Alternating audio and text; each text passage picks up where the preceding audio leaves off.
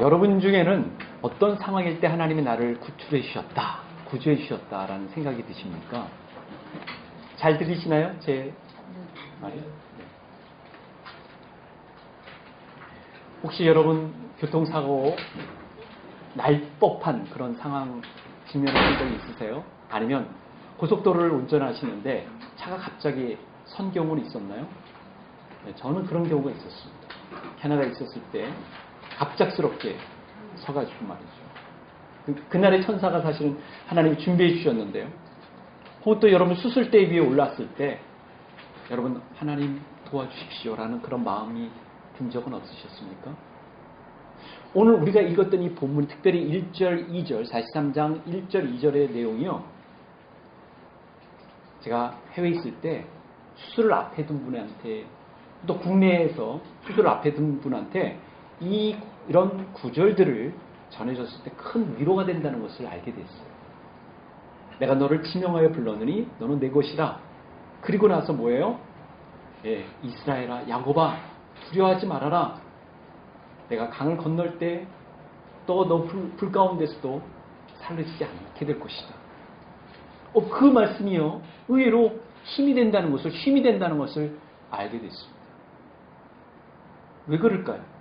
강이나 물이나 불과 같은, 오히려 예를 들면 군대를 그쪽 분야로 가는 분들한테, 젊은이들한테 해군이라든가 해병대라든가 아니면 수륙, 양육 작전에 동원될 특수 사관학교 가는 사람들한테는 격려가 될 수 있을 텐데, 오히려 이렇게 환우분들한테 혹은 또 수술을 앞에 둔 분들한테 왜 이 메시지가 될까? 보니까 여러분 수술대 오르기 전에 검사하잖아요. CT라든가 MRI라든가. 그러면 내 몸을 맡겨야 됩니다. 또 수술대 위에 놓여진 그 순간부터 앞으로 내가 몇 시간 동안 어떻게 될지 모릅니다. 그럴 때 내가 너와 함께한다, 너는 내 것이다 라는 것이 얼마나 큰 힘이 되는지 모릅니다. 특별히 너는 내 것이라 하나님의 소유권을 확정지어 줬을 때 너는 내 것이라, 내가 너와 함께한다. 여러분 스마트폰 늘 함께 하시잖아요. 내 스마트폰 어디 있지? 하는 마음이 여러분 가운데 있지 않습니까? 하나님은 내 것이라 해놓고서 내 소유권을 확정짓는데 그 대상이 누구냐면 이스라엘이고 야곱이라는 겁니다. 1절에 보시면 여러분, 야곱 이스라엘. 야곱 이스라엘이요, 이사야 40장부터 49장 가운데 13번이나 등장해요. 이 두 가지 이름을 같이 등장합니다. 왜 그랬을까요? 왜 야곱이, 왜 이스라엘이 등장했을까요, 여러분? 여러분, 야곱에는 어떤 의미를 갖고 있어요? 예, 발꿈치 붙잡는 자, 좀 나쁘게 표현하자면 속이는 자라는 뜻을 갖고 있어요. 그 이름 자체가. 근데 여러분, 그 야곱이 어떻게 했죠? 변합니다. 어떤 이름으로 변해요? 하나님이 이름을 바꾸라고 얘기해줍니다. 이스라엘. 이스라엘은 어떤 이름을 갖고 있습니까? 이스르엘. 뭐죠? 하나님과 씨름하는 사람이에요. 하나님과 씨름하는 한 사람이라는 다소 불명예스러운 이름을 갖고 있는 이스라엘이지만, 하나님과 정말 친근한 관계를 갖고 있고 하나님과 절친한 관계를, 누가 하나님 얼굴을 뵙고 누가 하나님과 씨름했겠습니까? 근데 야곱은 했단 말이에요. 그러고 나서 너를 이스라엘을 할 것이다. 그래서 야곱은요, 이스라엘 백성들이, 여러분 아시다시피 이스라엘 백성들 시조라고 불리는 야곱은 방황하는, 유랑하는 사람들 대표하잖아요. 정든 고향을 떠나 집을 떠나 이동하만 했던 그 야곱. 그러나 그 가운데서 하나님을 만나서 새로워져서 이제는 하나님이 약속하신 그곳으로 되돌아갈 수 있는 그런 이스라엘로 바뀌게 되는 것이죠. 변화된 인생을 말해주는 것이다. 변화되기 이전의 인생이 야곱이라면 변화된 삶이 바로 누구예요? 이스라엘이라는 것을 알게 됩니다. 이 야곱아, 이스라엘아, 두려워하지 말아라. 내가 너와 함께한다. 너는 내 것이다 라고 주님께서 말씀하시죠. 그 이후부터 이스라엘 백성들은요, 변화된 삶을 살게 되는 것이죠. 야곱 이후에 등장했던 백성들은 하나님께 선택되고 선정된 삶을 살게 됩니다. 그러니까 집단적으로 이제는 새로운 운명을 갖게 돼요. 그래서 그들은요, 하나님으로부터 약속을 받습니다. 그들은 하나님의 계획 가운데 있는 백성이 돼요. 이거 참 놀라운 일이죠. 하나님이 주권적으로 그들을 선택하신 것입니다. 왜 에서간이 야곱을 했는가? 하나님 안에 아시겠지만 하나님은 불충하고 무책임한 에서보다는 교활하고 그죠? 약삭빠른 야곱을 선택하셨습니다. 하나님의 주권적 역사입니다. 그러면서 그 가운데서 하나님의 백성들을 세워나가시겠다는 것이죠. 근데 하나님은요, 오늘 이사야 43장 1절부터 13절 이 본문 가운데 하나님이 누구신지를 알려줍니다. 야곱아 이스라엘로 말씀하셨지만 하나님은 그 야곱을 지으시고 이스라엘 창조하신 분임을 분명히 밝혀주고 있습니다. 하나님은 어떤 분이십니까? 창조하신 분이에요. 여러분, 하나님이 우리를 창조하셨다는 것을 여러분 아시고 또 인정하십니까? 60억 인구가 다양한 얼굴과 모양과 속성과 경향을 갖고 있고 지문도 다른 이유는 하나님이 만드셨기 때문에 그래요. 하나님이 창조하셨기 때문에 그렇습니다. 거기서 가치가 있는 거예요. 하나님의 형상과 하나님의 모양으로 지음받았다. 그래서 우리는 하나님의 속성을요, 하나님의 성향을요, 하나님의 성품을 카피하는 자입니다. 그래서 우리가 만드는 걸 좋아해요. 아이도요, 자기 것을 영역을 딱 두기도 하지만 뭔가 만드는 걸 좋아합니다. 어릴 적부터. 고무줄로도 공기로도 그렇고 찰흙으로도 심지어 그죠 먼지로도 뭔가 만드는 걸 왜냐하면 우리가 하나님은 만드시는 분이시기 때문에 그렇습니다. 좀 더 커나가면 세련된 문화적인 장치를 통해서 웹툰 같은 거 만드는 거, 자기 블로그 같은 거 만드는 거 좋아하죠. 그래서 뭐예요? 만들어지면 그 모든 사람들로부터 그것을 인정받기를 원해, 찬사받기를 원하는 것입니다. 유튜버들은 바로 그런 갈망이 있는 것이죠. 그런 것들을 현대의 IT 기술 개발업자들은 그것을 겨냥하는 게 아닌가 싶습니다. 여러분, 우리가 만드는 자라는 것을 아십니까? 우리가 창조하는 거예요. 하나님도요, 우리를 창조하신 다음에 우리를 통해서 뭘 기대하시냐면 반향을 기대하시고 반응을 기대해요. 어떤 반응입니까? 하나님을 칭송하길 원하는 거예요. 우리가 직접 만들지 않고 입양했달지라도 우리가 구입했던 그 애견들도 어떻게 해요? 주인을 칭송하길 바라는 것이 아닙니까? 그건 인지상정이고 당연한 것이. 하나님도요, 하나님이 만드신 그 백성들로부터 칭송받기를 원하십니다. 이사야 43장 21절에 어떻게 되어 있습니까? 이 백성은 내가 나를 위하여 지었다라고 얘기해 줍니다. 하나님께서 이런 표현은 자주 쓰시지 않아요. 나를 위하여. 그거는요, 그의 백성들과의 관계 속에서 얘기하실 때 쓰십니다. 이 백성은 나를 위하여 내가 만들었다. 하나님이 독점권을 형성하신다는 겁니다. 소유권을 확증한다는 거예요. 근데 그 백성으로부터 기대하는 말은 뭐냐면 칭송받기를 원해요. 찬양받기를 원합니다. 그거 어렵지 않잖아요. 우리 어릴 적부터 부모님께 기쁘게 해드리려고 우리 여러 가지 하지 않았습니까? 하나님도 우리가 기대하시는 건 다른 게 아니에요. 우리가 하나님부터 받은 것들로 뭘 돌려드릴 수 있겠습니까? 우리가 되돌려드릴 수 있는 거의 유일한 방식 하나가 있다는 것은 하나님께 예배드리는 거, 하나님을 경배하는 것입니다. 이게 굉장히 놀라운 일이고 굉장히 중요한 일이에요. 하나님 그것을 기대하십니다. 그래서 여러분, 인간이 타락했잖아요. 아담 불충하고 또 하나님과 약속을 깨트린 이후부터요. 그래서 어떻게 됐습니까? 아담 이후부터의 나오는 등장하는 출현하는 백성들은 아담이 갖고 있는 불충과 불순종의 DNA를 안고 태어나서 하나님을 거스르는 경향이 있습니다. 그럼에도 불구하고 하나님을 여전히 찬양할 수 있고 여전히 칭송할 수 있는 가능성은 열려져 있어요. 셋 자손을 보십시오. 아담 하와가 낳은 셋이 어떻게 해요? 에노스를 낳고 나서부터 그때부터 사람들이 하나님을 칭송했다, 하나님의 이름을 불렀다라고 돼 있어요. 굉장히 놀라운 부분입니다. 그러니까 여러분, 사람들이 타락했다고 해가지고 거기서 끝이 아니에요. 마감제가 형성된 게 아닙니다. 가능성이 열려져 있어요. 그러니까 사람들이 세상에 살다 보면 어떻게 해요? 세상에 우리가 흔히 이런 얘기 하자니까 때를 묻게 되지 않습니까? 크리스찬이라서 예외나요? 그렇지 않습니다. 험한 세상에 살다 보면 주저앉아 버리기도 하고 방향을 틀어서 다른 데 길로 갈 수도 있단 말이에요. 말하자면 타락할 수 있다는 말입니다. 그렇지만 타락했지만 어떻게 다시금 되돌아올 수 있는 길이 열려져 있어요. 어떤 경로로요? 예배를 통해서. 그래서 예배가 중요한 것입니다. 그래서 주일이 중요한 거예요. 특정한 장소에 특정한 사람들, 특정한 행위를 하는 예배가 그래서 중요한 거예요. 그래서 여러분 면역 기능과 같은 거예요. 내가 몸이 아프면 병원이나 약국을탕해서 약을 먹듯이 내가 지금 영적으로 문제가 생겼기 때문에 어떻게 해요? 약을 타러 가는 것입니다. 병원에 가는 거예요. 그런 의미로 보자면 말이죠. 그래서 다시금 어떻게 해요? 건강을 회복하게 되는 것이죠. 그런 의미에서 이 예배는요, 우리의 타락과 하나님께 불순종하는 것을 저지시키는 그런 힘을, 약효를 발휘하게 합니다. 그러니까 우리가 여기서, 우리 모두가 다 부족하잖아요. 결함이 많지 않습니까? 하나님, 그래서 떠오르는 생각들이 뭐예요? 과거들이 무엇입니까? 하나님을 기쁘게 드린 것보다는 부족한 것들이 많죠. 그러니까 하나님 용서해 주세요. 그리고 하나님, 다시금 기회를 주시옵소서. 그러니까 교회 밖에 있는 분들이 이해를 못하는 부분이지만 우리는 압니다. 우리가 부족하기 때문에 하나님 앞에 나가서 다시금 은혜 보좌 앞에 담대히 나가서 하나님의 은혜로 구하고 그 힘을 받아서 다시 일주일을 살아가는 건데, 놀랍게도 하나님께서 우리로 알고 하나님께로 다시금 나갈 수 있는 그런 속성을 부여해 주신 거예요.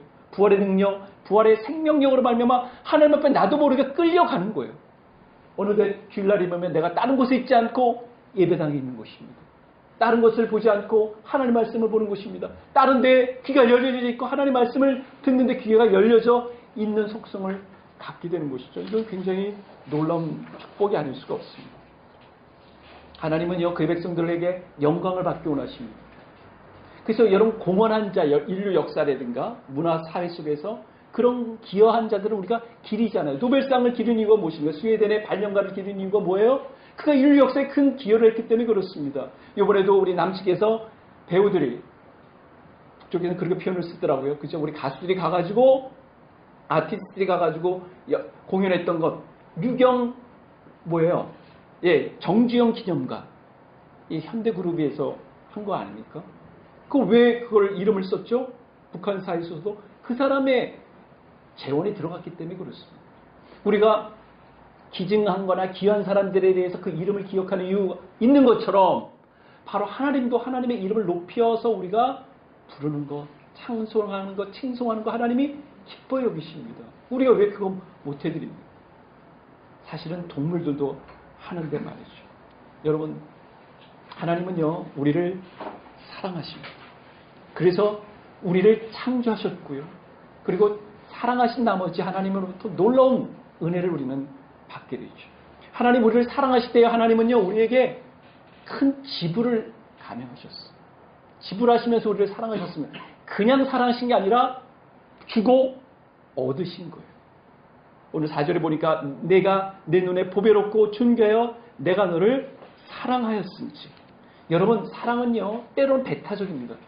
사랑은 뭔가 끌리기 때문에 만나게 되고 끌리기 때문에 형성하게 되는 것이죠. 제가 오랜만에 이 사진을 좀 찾게 되었어요. 보이시나요? 네. 응답하라 1991. 사진은 잘 안 보일지 모르겠습니다. 예. 그때만 해도 제가 좀 괜찮았습니다. 보이십니까? 예. 그래서 저 별명이 미국의 유명한 어떤 배우와 같았어요. 굳이 제가 이름을 거령하지 않겠습니다. 예. 그러니까 이 여인이 저를 만나게 된 것도, 또 제가 이 여인을 만나게 된 것도 하나님의 은혜가 아니겠습니까? 동물들도요, 하나님의 사랑에 반응을 합니다. 여러분 그걸 아십니까? 그러니까 우리가 하나님의 형성으로 지음받았기 때문에, 예를 들면 야생동물들도요, 그를 키워주면요, 그를 도와주군요, 보호해주면요, 7년이 지나도 몇 년이 지나도 기억을 합니다. 그 유튜브에 보면 우리가 야생동물 가운데서 보호를 받아가지고 그 주인을 만난 사자가 껴안잖아요. 그런 본데에서 갖고 있는 속성이에요.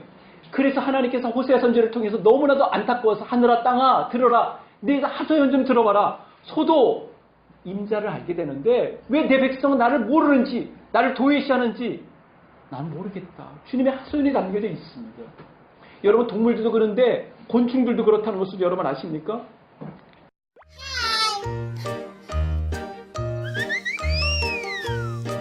왜 이래?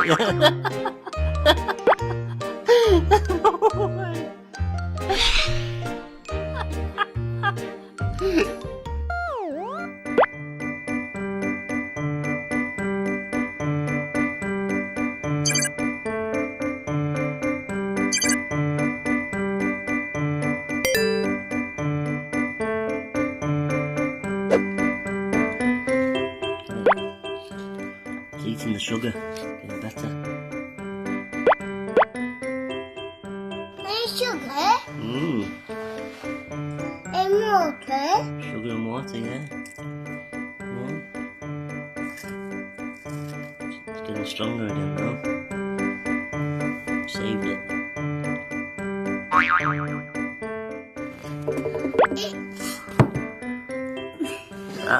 고기를 It's getting quicker.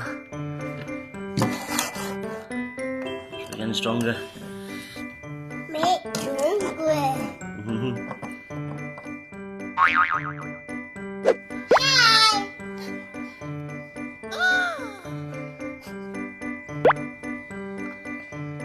He's waving at you. Oh my.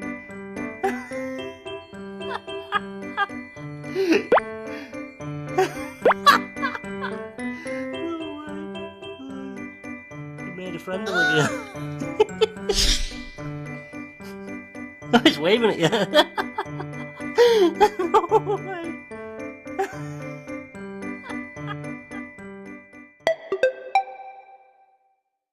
여러분, 지난달 30일 오전 45분 9시 45분에 아산시의 국도 43번에서 괴 포획을 요청하는 전화를 받게 됩니다. 그리고 나서 이동하죠. 소방관 한 분하고 그리고 교육생 두 분이 그 자리로 향합니다. 그래서 마침 그곳에서 내려가지고 어떻게 해요? 괴 포획을 하다가 뒤에서 25톤 트럭이 그죠? 이걸 뭐 보다가 뭐 하다가 들이받게 돼요. 그 자리에서 세 사람이 숨지게 됩니다. 개가 도로에 돌아다니며 교통사고를 유발할 위험이 있다는 신고를 딱 받은 후 김신영 소방교와 문세미, 김은영 교육생은 그 자리에서, 그러니까 물론 소방관은 이제 병원으로 이송되는 가운데 죽지만 그 교육생 두 사람은 그 자리에서 죽게 됩니다. 얼마나 컸으면 말이죠. 네. 여러분, 개 한 마리를 구하기 위해서 세 분이 이 세상을 떠났어요. 여러분, 어떻게 이럴 수 있을까요? 이거는 수학적으로나 경제학적으로 맞지가 않아요. 그러나 요청받으면 나가야 되는 것입니다. 해에서는 이 부분에 대해서 지탄하지 않아요. 우리 한국 사회는 좀 이렇게 댓글이 갈렸지만 해외에서는 당연히 그럼 소방관이 개 한 마리라도 구해야지. 사람은 그 가치가 있으면요 구하는 것입니다. 하나님께서 우리 각자에 대한 가치가 있었기 때문에 우리를 구하신 거예요. 우리가 뭐 경제학적인 가치 있어서가 아니라 하나님께서 저 구해야 되겠다 싶으면 구해야 되는 것입니다. 하나님 이스라엘을 구출하기 위해서요 남다른 비용을 지불하셨어요. 여러분 그것을 아셔야 돼요. 구약을 읽을 때 하나님께서 얼마나 많은 지불하셨는지. 이스라엘 백성, 히브리 백성들을 구출하기 위해서요 많은 이스라엘 백성들을 구출하기 위해서 그 당시 이집트의 첫 번째 난 왕자들이 혹은 또 첫 번째 이제 각 가정에서 등장하게 된 아들이요 남아들이요 이 세상을 떠나만 했습니다. 많은 재앙들이 몰려들었어요. 한 백성을 집단적으로 끌어내기 위해서 하나님께서 많은 비용을 지불했었다니까요. 그래서 오늘 본문에 보면 어떻게 됐냐니까 3절 4절에 보니까 내가 내 대신 사람들을 내어주며 백성들이 내 생명을 대신하리니 그랬어요. 여러분 이스라엘 역사를 쭉 보십시오. 하나님께서 그 백성들을 운행하시면서 누구를 움직입니까? 주변 백성들을 움직여요. 그래서 여기서 누가 등장? 이집트가 애굽이 등장한 거예요. 에티오피아가 등장한 곳이 세바가 등장한 곳입니다. 여러분 이들을 그러니까 왜 등장했어요? 출애굽을 여러분 연상시켜 주잖아요. 왜 에티오피아하고 세바가 등장했어요? 여러분 이스라엘 백성들이 귀환할 때 누구를 고레스 왕을 통해서 할 때 페르시아 제국을 등장시킵니다. 하나님은. 그래서 이스라엘 백성들을 귀환시키게 하게 되는데 그때 페르시아가 등장하게 될 때 주님이 페르시아 제국이 예뻐서 바벨론 제국이 예뻐서 이스라엘을 치리하거나 아니면 도와주는 도구로 삼았겠습니까? 그렇지가 않죠. 그럼에도 불구하고 이스라엘 백성들의 맞는 맞춤식 하나님의 돌보심과 역사를 베풀어 주기 위해서 하나님은요 민족의 흥망성쇠까지도 인도하시면서 주장하시면서 행하신다, 주도하신다. 그게 바로 오늘 본문에 있는 내용이에요. 이건 엄청난 부분이죠. 이스라엘 백성들의 역사, 그 주변 거를 통해서 우리는 하나님의 그 마음을 읽을 필요가 있습니다. 그래서 어떤 상황, 희생을 감수하면서까지도 하나님은 그 백성을 되찾으려 한다. 이게 굉장히 중요한 부분이죠. 여러분 한번 돌이켜 보십시오. 오늘 우리 시대에 발을 딛고 있는 이 시대 속에서도 복음이 전해지지 못해서, 접해지지 못해서 얼마나 공급 가운데 있는 이들이 많습니다. 저는 이 시대에 이 긴박하게 들어가는 이 남측의 움직임 가운데 저는 기도하는 게 되더라고요. 제가 정세는 잘 몰라도 정말 하나님께서 이 북측 가운데서 복음의 길을 열어주시는 기회를 주시는 것은 아닐까, 우리 시대에. 그럼 저는 평북 정주 쪽을 놓고 기도하게 돼요. 왜냐하면 저희 아버님이 평북 정주시고 어머님이 황해도 연백이시기 때문에 평북 정주, 윤동주의 고향, 그렇죠? 그쪽에 복음이 심겨져야 되잖아요. 그쪽에도 열려져야 되지 않겠습니까? 우리나라에 올 때도 여러분, 이게 바로 1세기 전에 우리 조선시대의 사람들이에요. 엄청나게 이 삶의 짐을 입고 가는 사람들이었어요. 이들을 위해서 어떻게 해요? 호주에서, 캐나다에서, 미국에서 선교사들이 옵니다. 하나님의 때, 하나님의 방식으로 와요. 이들의 희생이 없었다면, 이들의 헌신이 없었다면, 이들의 수고가 없었다면 복음이 우리 가운데 지금 좁혀져 왔겠습니까? 오늘 우리가 이렇게 예배를 드릴 수 있겠어요? 누군가가 희생했던 곳입니다. 누군가 와서 복음의 씨를 뿌렸던 곳입니다. 굉장히 중요한 부분이 알 수가 없습니다. 여러분, 그러니까 우리가 먼저 믿게 된 것도요, 누군가 우리에게 알려줬기 때문에 그래요. 제가 예전에 우리 가정에 간증을 나눈 적이 있지만 어떤 한 분이 그래서 중요합니다. 그분의 눈물, 그분의 수고, 그분의 희생이 한 가족 단위를 바꿀 뿐만 아니라 옆에 친척까지도 바꾸게 되는 것이에요. 하나님은요, 우리가 먼저 하나님으로부터 구원받았을 때, 하나님의 자녀가 됐을 때 그런 계획을 갖고 계십니다. 내 주변에 나는 왜 이렇게 믿지 않는 애들만 많은지 모르겠어요. 여러분, 그런 갈등이 있습니까? 소통이 안 돼. 그러니까 내가 그냥 슬며시 나는 가면을 씌울 수밖에 없어요. 아니요. 그만큼 많은 가능성이 있다는 것입니다. 여러분, 왜 그것을 놓치십니까? 지하철 타시다가 옆에 외국인이 있으면 왜 그것을 기회를 놓치십니까? 내 옆에 있을 때 뭔가 하나님께서 끌리는 게 있으면 중요한 건 내가 그 중요한 게 아니라 겸손하게 정중하게 뭔가 하나를 건네줬을 때 그 사람에게는 그것이 큰 변화의 씨앗이 될 수도 있습니다. 성경은 분명히 말합니다. 우리를 구출하시기 위해서 하나님은 아무리 값비싼 대가도 지불하실 의향이 있으시다. 그래서 하나님께서 우리에 대한 하나님의 사랑을 뭐라고요? 확증하셨다 그랬습니다.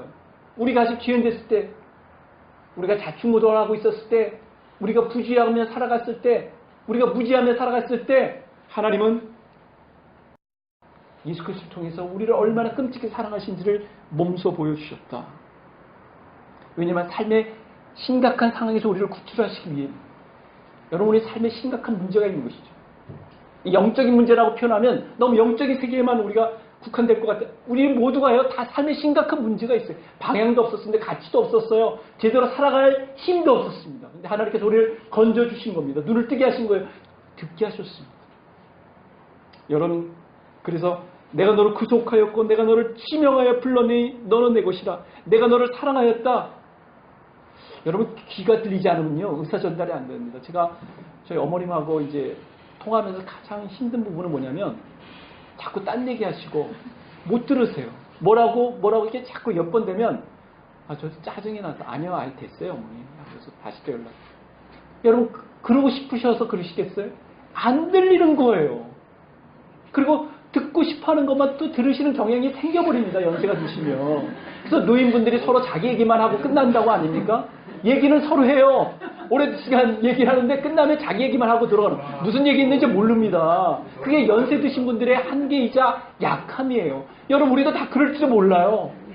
그래서 여러분, 잘 듣는 게 중요합니다. 그래서 영적인 귀가 중요합니다. 영적인 눈이 필요해요. 여러분, 보기 위해서 눈을 감아야 된다는 어느 화가의 얘기는 거기에 있는 거예요. 우리 세상의 것들에 의해서 우리는 뭘 못 봅니다. 오늘날에 있어서도 그죠? 어느 분의 경건한 표현처럼 지금도 모세가 봤던 그 부시 가운데서 일어나고 있는 불꽃을 우리는 못 볼 수도 있어요. 하나님께서 우리를 부르시는 그 부름을 우리는 못 들을 수도 있어요. 여러분, 하나님께서 모세를 불렀을 때요, 모세는 어떤 자였습니까? 매우 평범한 자였죠. 그러나 하나님께서 모세를 사용하셨을 때는 매우 비범한 가운데서 그를 사용하셨습니다. 사랑하는 성도 여러분, 하나님께서 우리를 부르셨습니다. 화재 사건 났을 때 구출받는 이들은요, 제대로 듣는 자죠. 도움을 받는 자입니다. 보는 자입니다. 입구가 보이고 출구가 보이고 말이죠. 그래서 너희 못 듣는 자들아 들으라. 너희 맹인들아 밝히 보라. 이사야 42장 18절에도 나와 있는 부분 아닙니까? 근데 하나님은요, 못 듣고 못 보는 이들을 하나님이 직접 구해내시고자 하지만 또 하나는요, 누군가를 대동시키겠다. 마치 화재 사건에 소방관을 대동시키듯 하시겠다고 얘기합니다. 그게 누구냐면 우리. 또 우리 또한 못 들었던 자라고 얘기합니다. 그러니까 주님께서 쓰시는 표현이 이거예요. 너희 못 듣는 고 못 보는 자를 내가 증인으로 삼겠다는 거예요. 이스라엘 백성들도 못 들었습니다. 이스라엘 백성들 못 봤어요. 그러나 훈련을 통해서 하나님께 읽고 하나님이 터치해 주시고 하나님 훈련시키셔서 듣게 됩니다. 이 광해 훈련이 그거 아닙니까? 그래서 너와 함께하여 오게 하며 내 아들들을 먼 곳에서 이끌어 내 딸들을 땅끝에서 오게 하며 내가 내 영광을 위하여 창조한 자를 오게 하라. 6절 7절 말씀 보십시오. 내 영광을 위하여 창조한 자를 오게 하라고 말씀하셔요. 내가 만들었다. 애굽도 에디오피아도 세바도 그 백성들을 오게 하는 거예요. 그러니까 구약에 있어서 이스라엘 백성들이 선정됐을 때는 여러분이 다 아시다시피 공감하다시피 인정하다시피 이스라엘 백성들만을 위해서 지음받은 것도 아니고 선택받은 게 아니라 그 백성을 통해서 누군가 딱 손을 붙잡고 오게 하시는 뜻이 있는데 이스라엘 백성들을 거절했잖아요. 불충했잖아요. 그래서 이스라엘 백성들이 심판받았다는 것 우리가 익히지 않은 것 아닙니까? 왜 하나님 우리를 불러주셨어요? 우리만 잘되게 하기 위해서요? 그렇지 않죠. 우리가 좋은 거 있으면 제가 지난주에 메시지인 것처럼 너무 좋으면 같이 그걸 누리고 하는 거잖아요. 나만 독점하고자 하는 것은 이기성이고요. 질성이고 같이 나누고자 하는 것은 하나님께서 바라시는 바죠.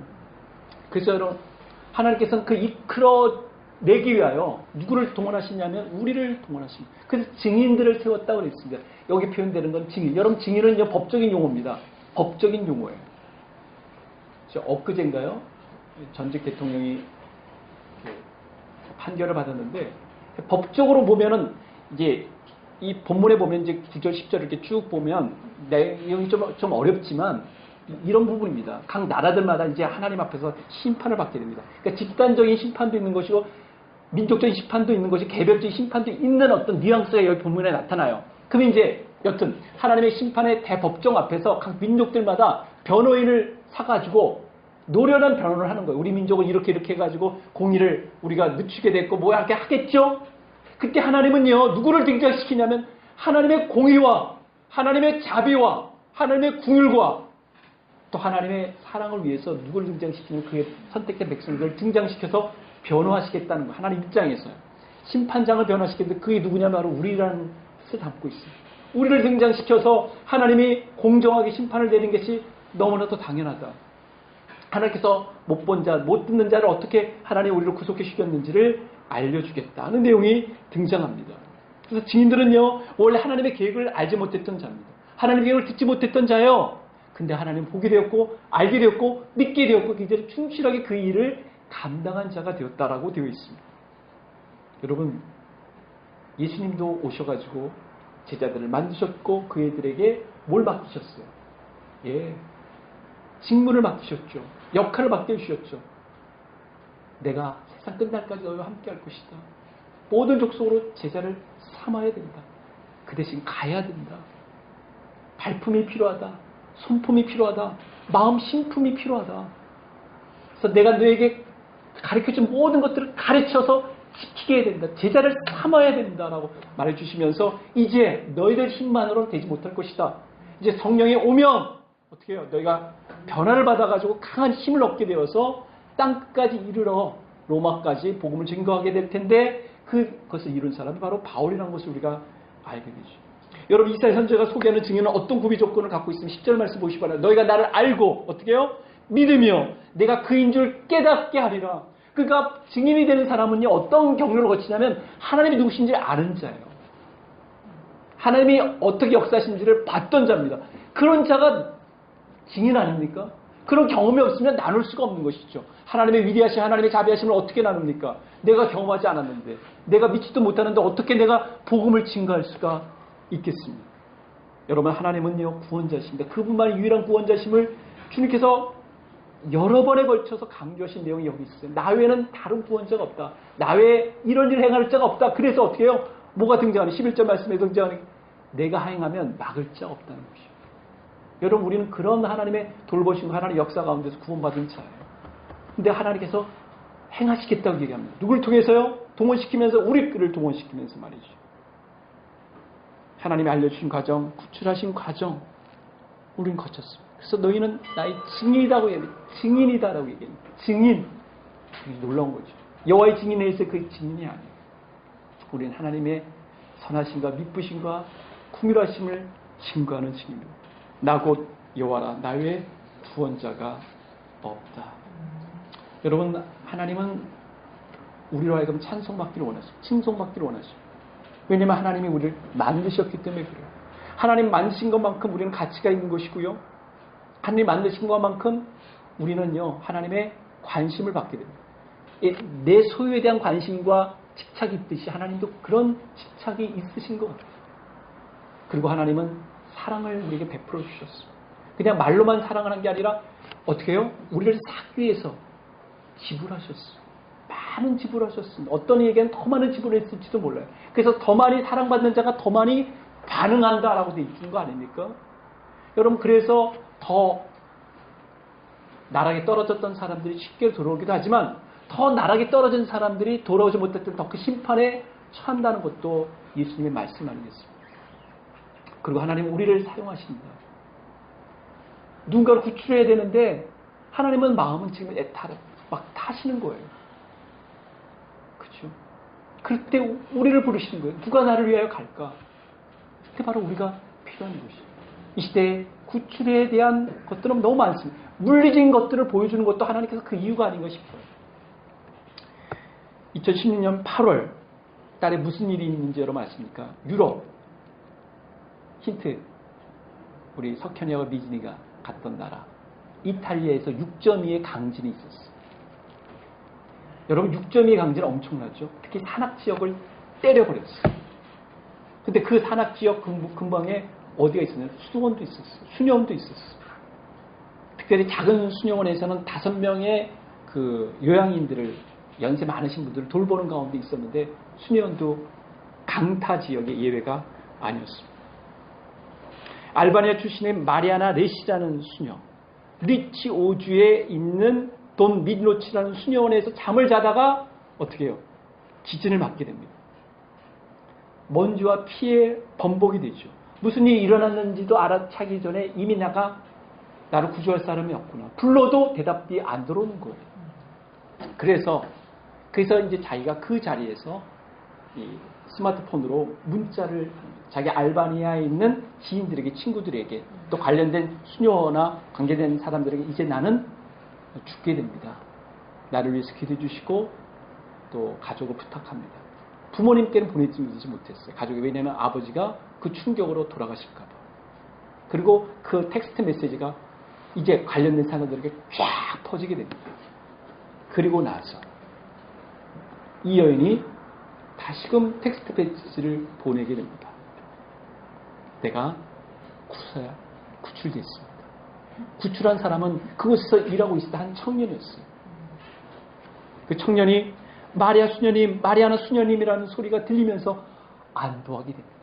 그리고 그 돌들을 헤집고 수녀는 구출받죠. 그리고 나서 다시금 그 자리에서 바로 문자 메시지를 보내는 것이 사진 기자들에게 찍힌 것입니다. 그리고 나서 이 수녀는 바로 그 6.2의 큰 강진을 이겨낸 이태리 백성들의 희망의 아이콘으로 떠오르게 되는 것이죠. 기도합니다. 죽은 이들을 먼저 보낸 자기 동료 수녀분 중에서도 몇 분 또 돌아가셨기 때문에 그분들을 놓고 기도하고, 그리고 그렇게 희망 없이 죽어야만 했던 이들을 놓고 기도했죠. 여러분, 지금 우리는 확률 게임에 살고 있습니다. 수만 분 중에 하나는요, 우리가 비행기 사고를 경험하게 되고요. 수천 분 중에 한 분은 해상 사고를 경험하게 될 것입니다. 수백 분 중에 한 분은요, 교통사고를 경험하게 되고 그 자리에서 돌아가실 수도 있습니다. 수십 분 중에 한 분은 살면서 또 원치 않게도 내가 원했던 직장에서 나야만 하기도 하고요. 수분 중에 한 분은요, 원치 않게 또 암과 동행하기도 합니다. 세 분 중에 한 분은 암과 동행할 확률이 90% 이상. 우리는 확률사에 살고 있어. 위험사에 살고 있어. 누구도 사고나 상해나 아니면 질병으로부터 특별히 죽음을 위협하는 예외가 아닙니다. 여러분 준비되셨어요? 누가 우리를 구출해 줍니까? 누가 우리를 그 위험한 지경에서 건져내십니까? 물과 강, 불을 지나갈 때 사르지 않을 것이라는 그 음성을 들을 자는 누굽니까? 바로 하나님의 산. 하나님의 백성들입니다. 하나님께서 우리를 구출해 주실 것입니다. 혹자는 이렇게 얘기합니다. 아니, 신자들도 교통사고를 당하던데, 신자들도 비행사고를, 신자들도 해난사고를. 아하, 우리는 그것 때문에 죽는 사람들이 아니에요. 우리는 단지 그 사건과 사고를 경유하여 통과하여 주님의 부름받을 따름이지 그 사고 때문에 사건 때문에 죽는 백성이 아닙니다. 우리야말로 얼마나 축복받은 백성입니다. 그래서 우리는 하나님의 축복, 하나님의 은혜, 하나님의 자비 가운데 사는 백성. 내가 너를 지명하여 불렀나니 너는 내 것이다. 내가 너와 함께 할 것이다. 그리고 우리가 사는 동안 우리는 하나님의 증인으로서 살게 될 것입니다. 놀라운 축복이 있습니다. 하나님은요, 우리를 부르십니다. 우리를 사랑하십니다. 또 우리를 보내십니다. 우리가 잘 알고 있는 하나님의 은혜라는 고개는 이게 이렇게 돼 있잖아요. 나를 부르시니가 하나님, 나를 만드시니가 하나님, 그리고 나를 보내시니가 하나님, 나를 지으시니가 하나님, 나를 부르시니가 하나님, 나를 보내시니가 하나님. 그 하나님의 백성이라는 것은 정말 여러분 자다가도 일어나서 기뻐할 일이고 감사할 일이 아닐 수가 없습니다. 우리가 얼마나 축복받은 백성인지를 깨닫는 기도하시겠습니다.